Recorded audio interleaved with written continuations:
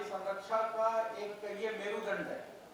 इस मेरुदंड को के बारे में बताने के लिए हमारे सीडीओ लखनऊ साहब आ रहे हैं, हिमांशु रंजन वर्मा साहब। अब तो आप इनका जोरदार तालियों से स्वागत कीजिए। हिमांशु रंजन वर्मा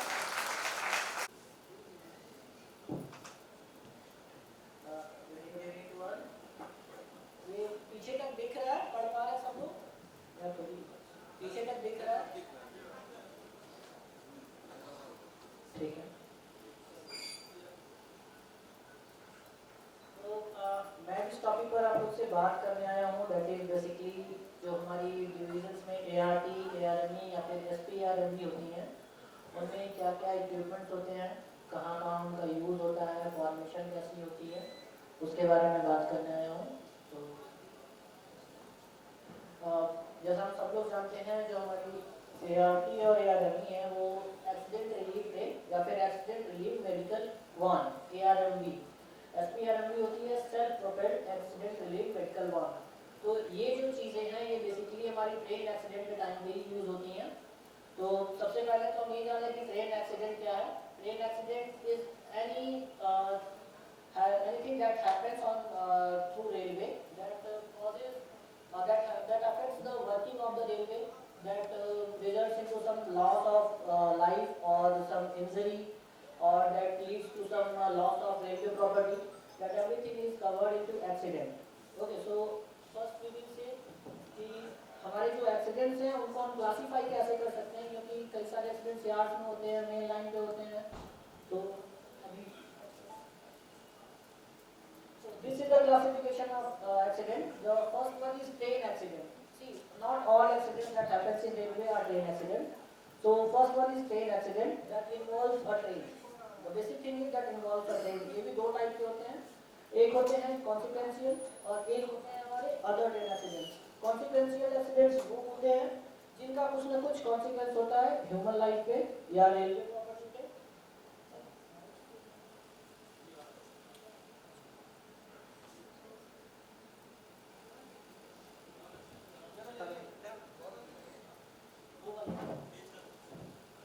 कुछ न कुछ consequence होता है, वो या तो किसी पैसेंजर की डेथ हो सकती है, कैजुअल्टी टाइप, और कोई पैसेंजर सीरियसली इंजर्ड हो सकता है, लॉस टू रेलवे प्रॉपर्टी हो सकती है, या फिर derailment that we already no.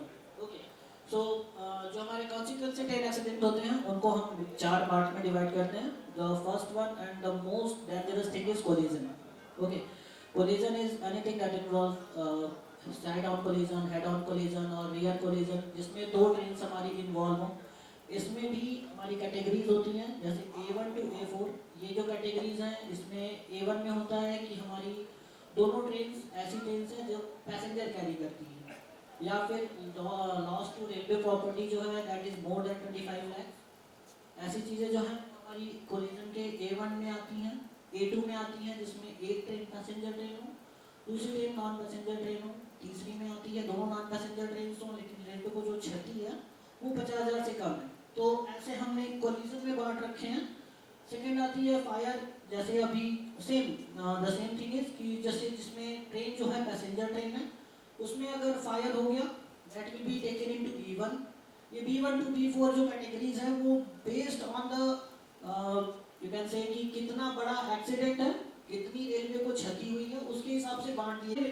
किसी भी टाइप का एक्सीडेंट होता है that will be taken into level crossing and derailment, that we all know कि अगर हमारा व्हील किसी भी तरह पटरी से उतर गया है।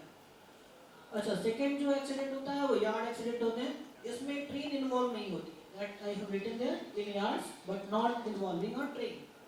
मीन्स आप शंटिंग के दौरान शंटिंग यार्ड में जो हो जाता है मार्शलिंग यार्ड में हो सकता है, इसमें ट्रेन इन्वॉल्व नहीं होती है।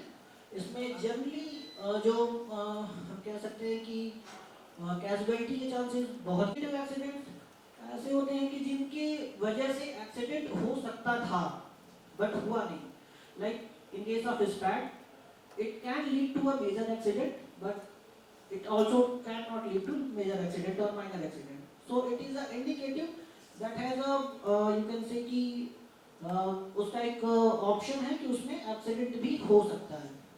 और एक और एवर्टेड कोलिजन जिसमें कोलिजन होते होते बच गया। लाइक किसी ट्रेन को हमें किसी लाइन पे रिसीव करना था, somehow वो wrong लगते हैं किसी को। अगर हमारा रोलिंग स्टॉक में कोई भी फेलियर है, even hot axle, train parting, अगर किसी भी तरह की ब्रेक बैंडिंग भी even that will be taken into an accident as per that comes into this equipment failure. अच्छा, अनयूजुअल एक्सीडेंट में आते हैं train breaking, like attempt to work last in a train, ये जैसे केसेस आते हैं, ये सब हमारे ट्रेन ब्रेकिंग में आते हैं। कोई जानबूझ के कोलिजन के लिए, लाइक कोई बड़ा ऑब्स्टेकल ट्रेन के ट्रैक पे रख दे, दैट दिस अनयूजुअल इंसिडेंट। तो ये 5 टाइप के क्लासिफिकेशन है हमारे एक्सीडेंट के। अच्छा, requirement of ART and ARMB। अच्छा, don't be confused with ARMB and SPARMB, both are same thing।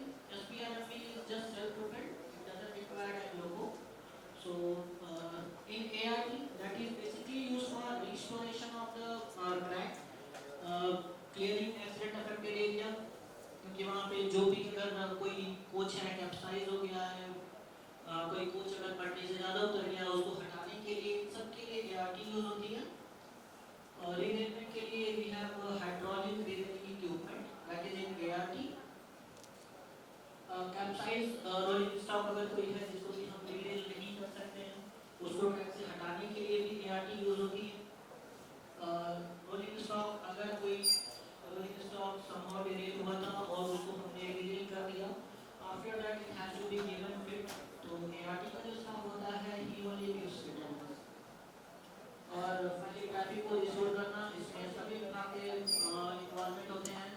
अगर ट्रैक को ज़्यादा डैमेज हुआ है तो इंजीनियरिंग विभाग जो है वो भी उसके साथ लग के ट्रैफिक को रिस्टोर करेगा। तो ये काम बेसिकली ART। पैसेंजर ट्रेन का एक्सीडेंट हुआ है, कोई कैजुअलिटी रिपोर्ट हुई है, casualty report in any case not only involving train से ब्रेकिंग और LTO।